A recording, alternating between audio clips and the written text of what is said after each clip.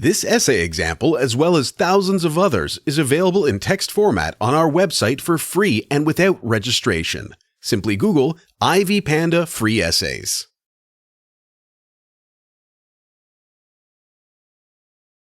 Introduction. Environmental ethics is a developing branch of philosophy, filled with debate on the approach and relationship of human civilization to nature. The central divide stands at the focus of consideration of morality behind human action regarding the non-human world. The principle of sequential evolution of ethics by Roderick Fraser Nash states that humanity will reach an ethical precipice at which point there will be a moral responsibility to acknowledge the intrinsic value of non-human life. With the spread of globalism, economic expansion and improvement of human life are growing with environmental sustainability in consideration. In the current reality, non-anthropocentric environmental ethics are impractical in fields of international development and poverty reduction as the primary focus is on improvements for the human population. Anthropocentrism and non-anthropocentrism. Anthropocentrism upholds the approach that mankind is the centric part of nature, and in a system of value, human existence should be sustained above any other environmental or natural entity. The privilege falls to humanity's issues in decision-making regarding the usage and sustainability of the non-human world.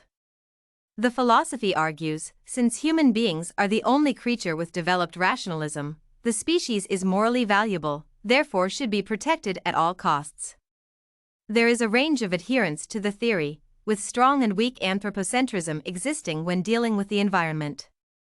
While strong anthropocentrism gives humans no duty or regard for the natural world, weak anthropocentrism understands that the environment plays a role in the survival of future generations, and therefore must be protected and sustained to some effect.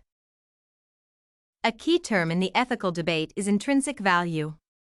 It means that something has value because of its essential nature, with a need for development and protection based on that significance, regardless of any other factors. Non-anthropocentrism is essentially a reversal of anthropocentrism, stating that the non-human world has value independent of its benefit to humanity. It is ecocentric, placing the intrinsic value away from humanity to the natural world. However, from an outside perspective, it can be argued that every species contributes to the health of the ecosystem in some way. Therefore, the benefits and consequences will also have an effect. Any environmental ethic is essentially anthropological as humanity ultimately determines intrinsic value. As a result, policymakers and social scientists are anthropocentric, and such assumptions are reflected in their scholarly and political programs. On a theoretical, ethical level, non-anthropocentrism is considered radical, in terms that it would be against human nature to practically engage in that philosophy. It would mean stalling any technogenic or economic development. If taken to the extreme, it would argue for extermination or simple disregard for human life as the destructive force in the ecosystem. If humans valued the intrinsic value of nature, the ecological disasters that humanity will continue to face could theoretically be avoided.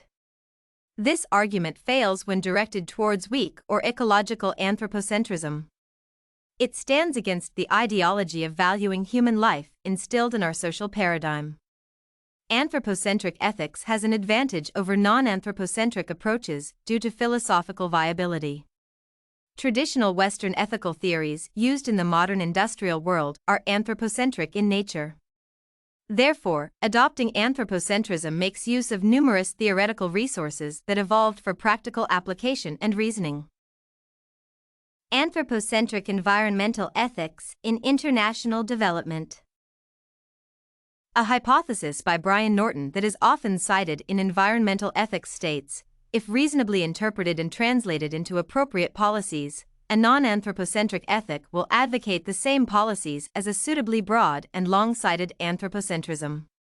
Anthropocentrism, aside from the few individuals benefiting from ethical egoism, has the fundamental basis of valuing humanity, including the future of the species. Therefore, sustainable behavior towards the ecosystem, which is essential to human existence, is viable. Even if theoretically the intrinsic value system is applied, long-term human interests are instrumentally tied to sustainability, which should reflect in social and development policy. However, most humans are unaware of the ecological footprint of their actions, especially regarding the impact on future generations.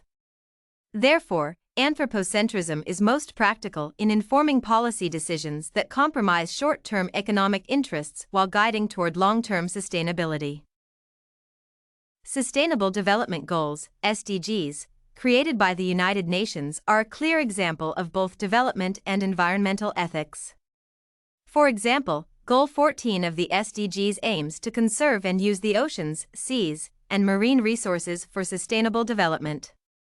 An estimated contribution of coastal and marine ecosystem services and resources to the global economy is an estimated $28 trillion each year.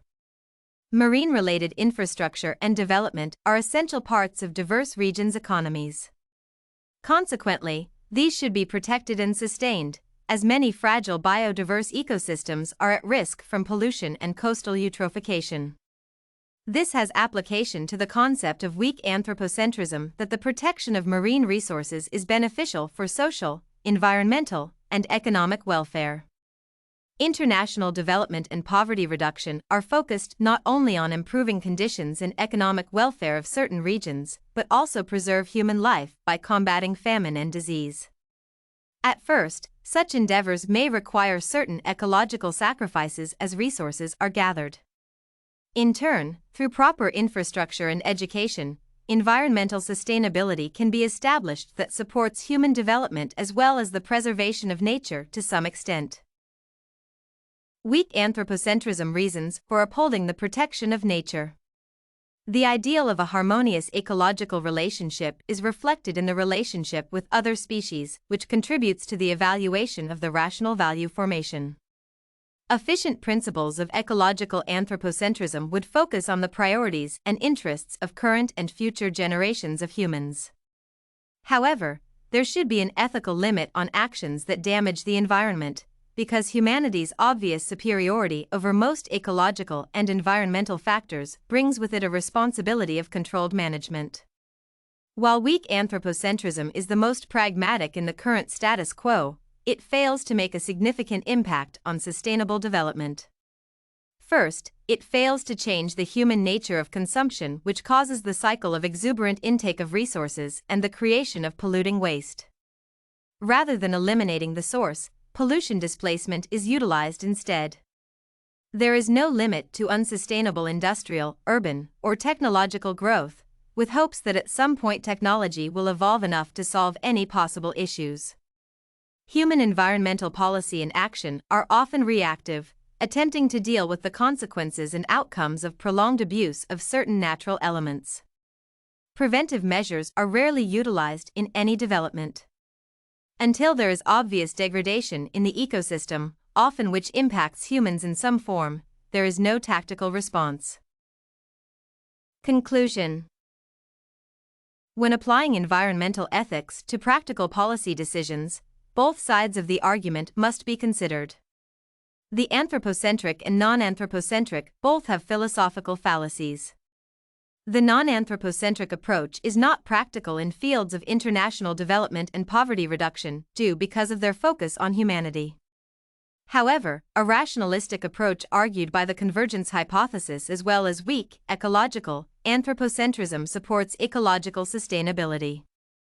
Through such means, while ensuring human development, feasible practices are established to preserve the natural environment for the survival of future generations.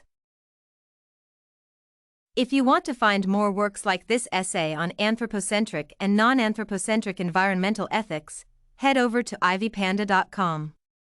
It has a collection of free samples with thousands of submissions covering virtually all academic subjects. No registration required to access it.